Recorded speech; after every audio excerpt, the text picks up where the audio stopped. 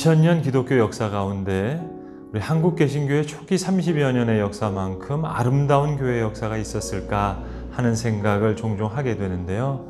요한계시록에 나오는 서머나 교회와 같은 교회가 아니었는가 생각해 봅니다. 서머나 교회는 전혀 책망이 없는 칭찬만 있는 교회였습니다. 특별히 이렇게 말씀하시죠. 너희의 궁핍과 환난을 내가 알지만 실상은 너희는 부요한 자였다. 부요한 교회였다.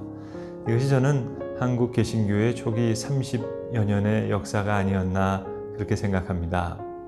로제타 홀과 같은 여성 선교사는 사랑하는 남편도 잃고 사랑하는 딸도 잃었습니다.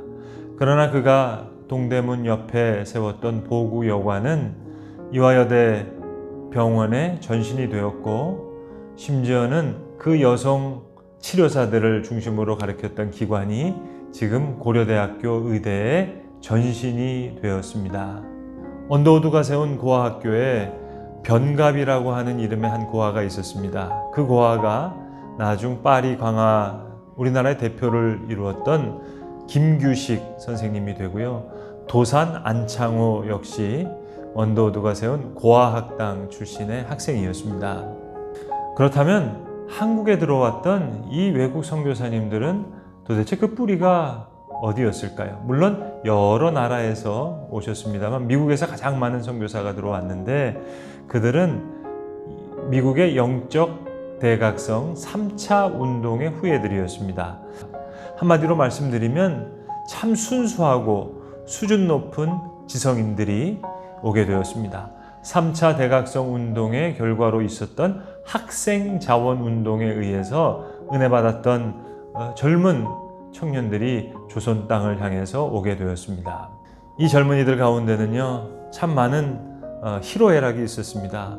존 헤론과 같은 재중원 2대 원장은 젊은 나이에 세상을 떠났습니다. 미망인이 있을 거 아니겠어요? 근데 그 미망인은 다시 게일 목사님과 재혼하게 되는데, 이 게일 목사님은 정신여고의 설립자이기도 하시고 우리 장로교의 대표적인 교회죠. 종로에 있는 연동교회를 세웠던 목사님이기도 합니다. 이 말씀드리는 이유는 뭔고 하니 이렇게 꽃다운 20대, 30대의 젊은 청년들이 조선 땅에 와서 수고에 또 눈물과 땀을 흘리게 된 것입니다.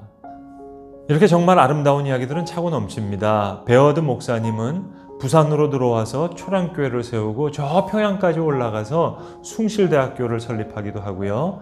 그리고 아담스와 존슨 선교사님은 대구에 가서 대구 동산병원을 세우기도 합니다. 물론 선교사님들의 역사만 있었던 것은 아니죠. 우리 토착 신앙인들의 노력도 많이 있었습니다. 서상윤과 서경조와 같은 권서인들은 만주에 가서 로스 선교사님을 만나서 성경을 번역을 해서 그 쪽복음을 가지고 전국 방방곡곡을 다니면서 권서인의 역할을 했고요. 그래서 황해도에 있는 솔레교회는 그들에 의해서 세워진 최초의 자생적 교회였습니다. 뿐만 아니라 이수정 같은 인물은 일본의 사신으로 가서 거기서 개종해서 기독교인이 된 후에 복음서를 번역합니다. 그래서 아펜셀러와 언더우드가 제물포로 들어오기 전에 요코하마에 들렸을 때 바로 한국인에서 번역된 이수정이 번역한 성경을 들고 이곳 제물포에 들어오게 되는 것이죠. 수많은 한국 토착 신앙인들의 헌신과 수고도 있었습니다마는 여러 외국 선교사님들의 노력과 수고는 다시 한번 강조해도 부족함이 없을 줄로 압니다. 우리가 너무나 잘 아는 언더우드 선교사님을 한번 영상으로 한번 만나보시겠습니다. 1885년 4월 5일 인천 제물포항으로 한 척의 배가 들어옵니다. 그 배에는 불모의 땅 조선을 위해 평생토록 헌신하고 죽어서까지도 조선을 사랑한 이방인이 타고 있었습니다. 그는 바로 한국 최초의 기독교 복음 선교사 언더우드였습니다. 언더우드는 교육을 통해 인재를 키워내는 것만이 가난하고 약한 조선의 미래를 열어가는 길이라 생각했습니다. 언더우드는 알렌의 청원으로 세워진 한국 최초의 근대식 병원인 제중원에서 학생들에게 영어를 가르치기 시작하였고, 이듬해 재중원 의학교가 시작되자 물리와 화학을 가르쳤습니다. 또한 서울 거리에 버려진 고아와 사생아를 모아 고아학당을 시작하였습니다. 하지만 조선에서 이방인으로 산다는 것은 쉬운 일이 아니었습니다. 이방인이라는 이유만으로 온갖 소문과 멸시에 시달려야 했기 때문입니다. 그러나 언더우드는 좌절하지 않고 왕실과의 관계를 돈독히 유지하며 조선에 대한 믿음과 사랑을 놓지 않았습니다. 언더우드는 선교를 위해 그 누구보다 열심히 활동하였습니다. 아픈 몸을 돌아볼 새 없이 전국 곳곳을 다니며 세례를 주고 교회 설립을 위한 조언을 아끼지 않았습니다. 이러한 노력으로 언더우드 정동 자택에서 시작된 한국 최초의 조직교회인 세문안교회를 비롯해 전국 각지에 총 21개의 교회를 설립하기에 이릅니다. 이러한 언더우드의 노력으로 한국은 아시아에서 굳건하게 기독교가 자리 잡은 선교지가 되었습니다.